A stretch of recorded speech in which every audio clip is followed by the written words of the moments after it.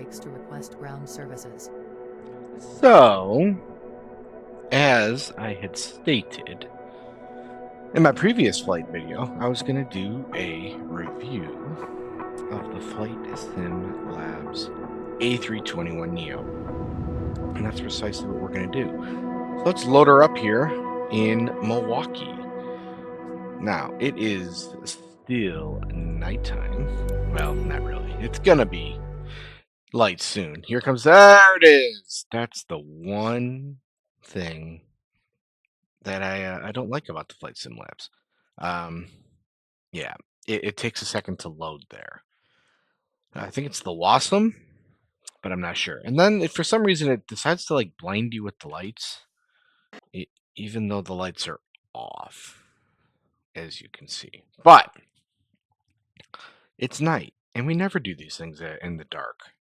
So let's actually do this, and then I'll make it sunny. Don't worry.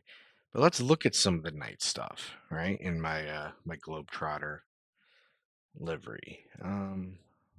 And I realize I gotta fix that. It's not correct. But let's not sweat the small things.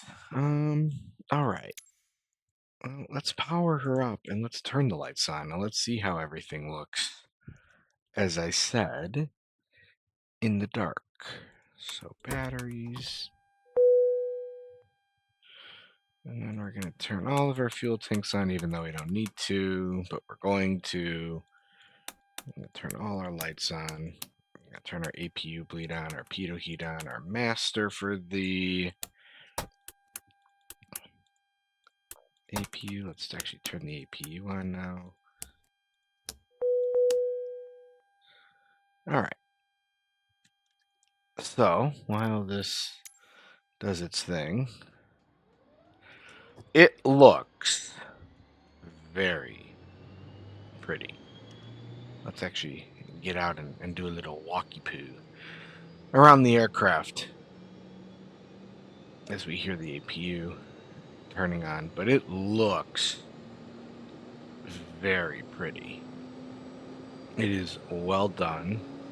I'm waiting for other manufacturers and whatnot to, get to the level of Fenix that put the, the ability to open up all these panels out here. It'll come.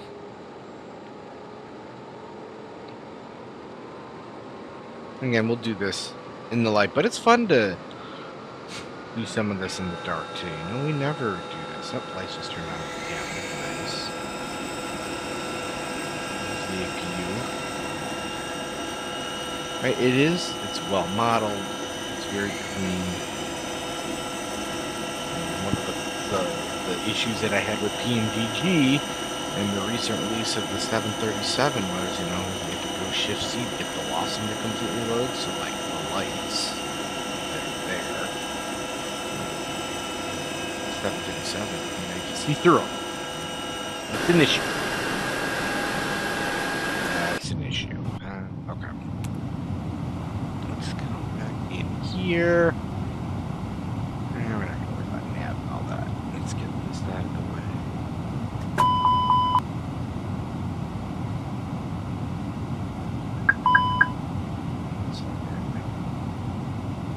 Lighting and things like that, because lighting is incredibly important, right?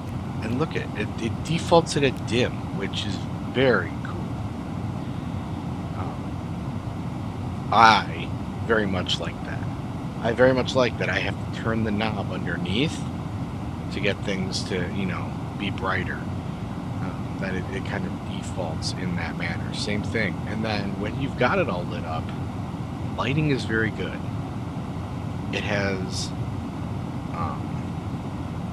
very legible writing everywhere, and then the lighting matches to it, which is what you want. All right, let's look at the EFB. Right, all connected to Navigraph, which is fantastic. Right, if I had a flight plan, I'd load it up. Maybe I do. It's probably not. I think it's my Harrisburg flight plan, which it is. So, we're not gonna get anything out of that. But you've got a briefing, right, of my old flight plan from yesterday. And yes, I did fly an A350 from Orlando to Harrisburg for S's and G's, because why not? Right? All your connections are down here. Right? So everything that you're going to want is here. Let's open these up. I'm going to give you in a second my least favorite thing about this aircraft. But well done here. The weight and balance, all of that, all within here. All can be loaded, excuse me, from SimBrief, right? So everything that you're going to need. And, you know, these manufacturers now, these companies, they're putting in this stuff so that we've got to maintain aircraft. So I like that. You got your calculations or failures for tech log. Let's come down here. Another one. Right, I love it. It's really cool to do it this way. Well, you gotta brighten everything up. All right. So pick what you want, right? You can come in here. You've got everything in your mother that you could possibly want to change. The big one is if you want to change between the long range, the regular, the, you know, the whatever, right? You're coming in here and you're doing it down here through the FMC. Right? So you can have all these things installed, which is cool. You can have radar jamming, which is cool, GPS jamming, which is really cool. You can, you know, have the cabin off, all that, so you don't hear announcements. Right? All that stuff. Recording music off, all that. So they've got some things in here for you, which is nice. Right? But if you're looking, I gotta remember where it is. It's not under engine. It's not. I'm looking at that. I'm looking at this. Right. So these are your external controls. So not only can you control it from here, you can control some of it from there. And again, I'm going to get to my disgruntled here in a minute. Fuel. So in here, right? Oh, this aircraft is set to Europe, which fine. Feet, return, fuel, right? So, if you want to make this a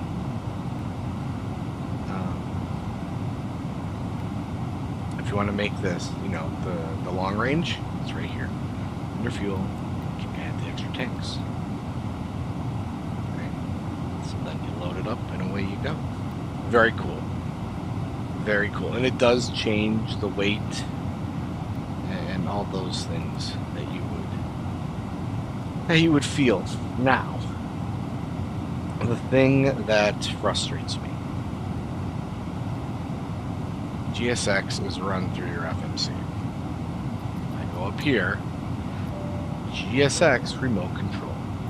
Ugh. I don't like that. I don't appreciate it, but I understand why. I get it, but I'm not a fan. I'm not a fan of having to come down here, do the stuff and the things down here.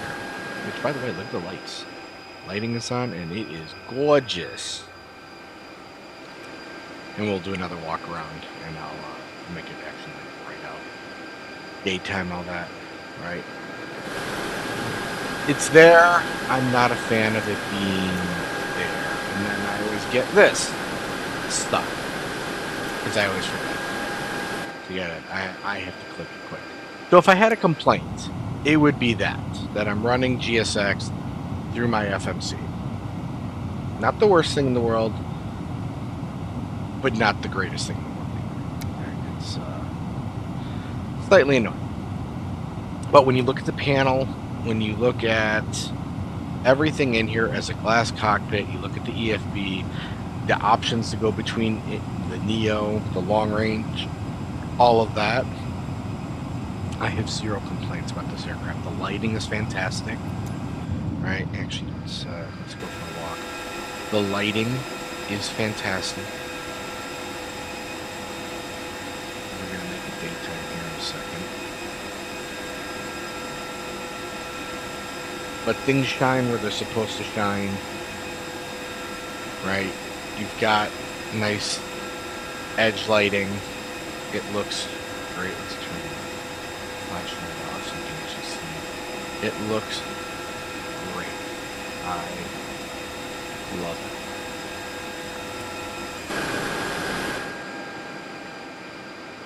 Now, let's take a quick walk through and into the cabin. Very nice detailed cabin.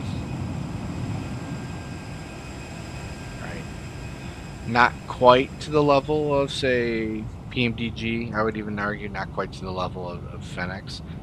But one of the options that you do get when you select the aircraft is, do you want the secondary door back here? You know what I mean? Do you want the secondary doors back here? Or do you want it to be, windowed? I choose to have the door. Which is a nice little option to have. Right? Nice good window view.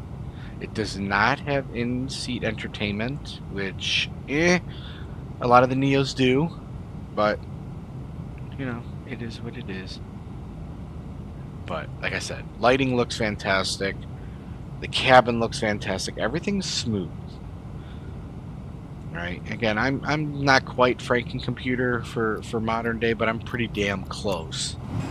All right, with a high-end AMD processor, 64 gigs of RAM, and then a 48, right, from NVIDIA. So I'm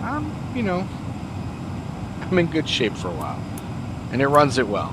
And it runs it well in places like JFK, LA, where there's some resource intensive stuff that's getting added in. All right, let's look at this bad boy in daytime.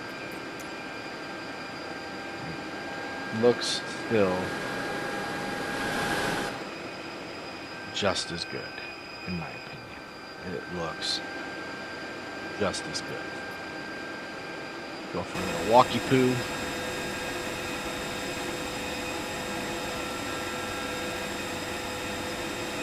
Right, you can see the rivets. Nothing is out of sorts.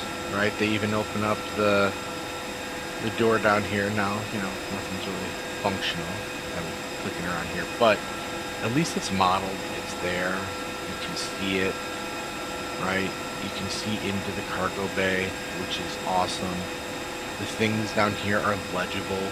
Easy to read, right? Static ports, do not plug, all that, right? You can read the hydraulic warning signs, right? So it is well modeled. Things look as they should. This could be improved, right? With the wiring and the hydraulics and all that, but it's not horrible. Yeah, obviously it's not the same as the 737 where you look in and just see everything. It's different because it has a cover that goes over the top for the wheel well on the 737. But it looks and feels very nice. It flies extremely well, like you would expect a high-end aircraft to fly. So, for me and my virtual airline and all of that, I love the heavies. I love, the any builds. A350 has come a long way. The PMDG 777 is extremely nice. We're still waiting on a good 787 from anybody, right?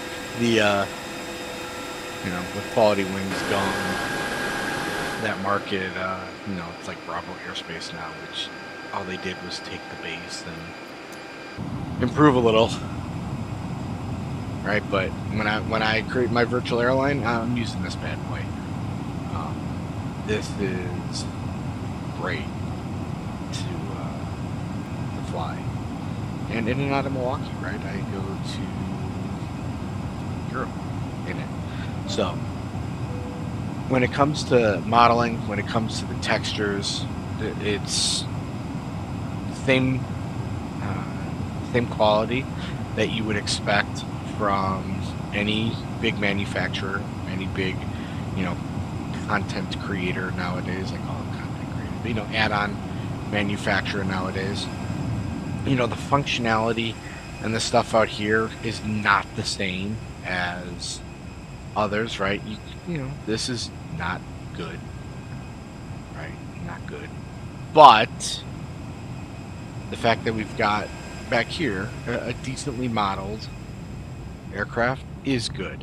And the thing, you know, where are we flying from?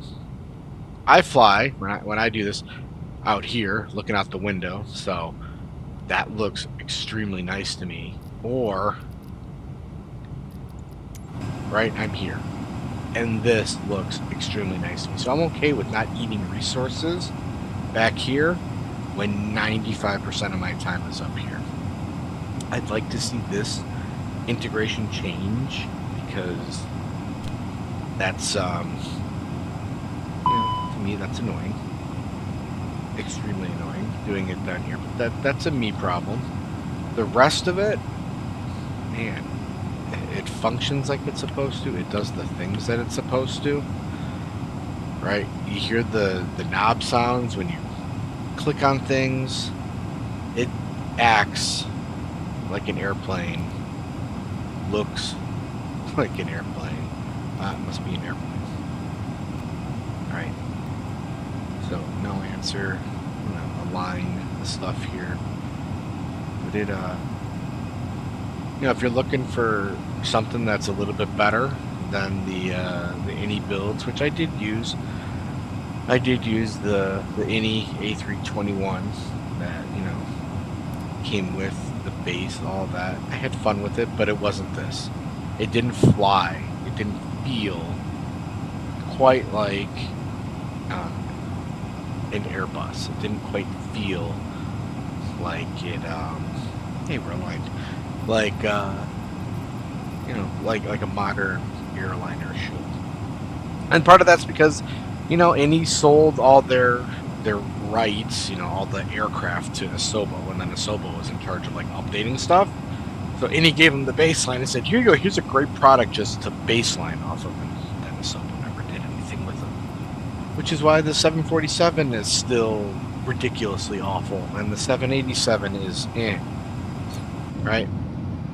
But if you're looking for a good LR, you can't go wrong. I look forward to them, you know, hopefully bringing out the XLR. That's a game changer in the airline industry. We could do a whole video about the XLR someday. But this, it's a very pretty airplane. There's our extra door, right? It's a very pretty airplane. It flies very well. And if you're in the market for a 757 replacement, right, while we wait for Bluebird to bring out the 757, you cannot go wrong with getting the FSLabs A321. Now, the A321 does, and I'll pull this up, it does have A321 Sharklets, it does have A321, and as you can see, I've got the NEO installed. This needs to run in the background. If you purchase this, something that you need to know, something that caught me off guard, right? So they have airline packs, which is really cool, so you can get voice and all that. So I installed the one for United. Right, so you can have voices, as you saw, it has all that in there. But if you install any of these, or if you install anything from FlightSim.2, you need to run the JSON file, which you cannot see in here, which is unfortunate. Can I? Yeah, you can. No, you can't. That's unfortunate. Anyways, there is a, you got to load this thing up, the control center off screen, when you're, or sorry, off sim when you're not in the simulator, and you'll have to update the JSON file. And one thing that you'll have to do, actually I'm not going to do that, but you got to go into the community folder, all of that, and you'd have to go into the FSLabs liveries, put your livery in there. If you download it from FlightSim.2, you got to put your aircraft in there. Come back into here, update your JSON file in the FS control center, and then that will make it PC. Oh, there it is. Regenerate JSON. Ah, see, I knew that. So there you go. So that's all I've got for you guys on the A321NEO here from FSLabs. It's a excellent aircraft. I highly recommend it if you're in the market for that kind of airplane. Right? Again, I fly it routinely from Europe to the United States. It's kind of my international airplane. Because I don't have 12, 13 hours, but I've got 9 where I can just set it up overnight and then hop right in. So let me know what you think. Leave me a comment, and I'll get some more reviews coming in the future. See ya.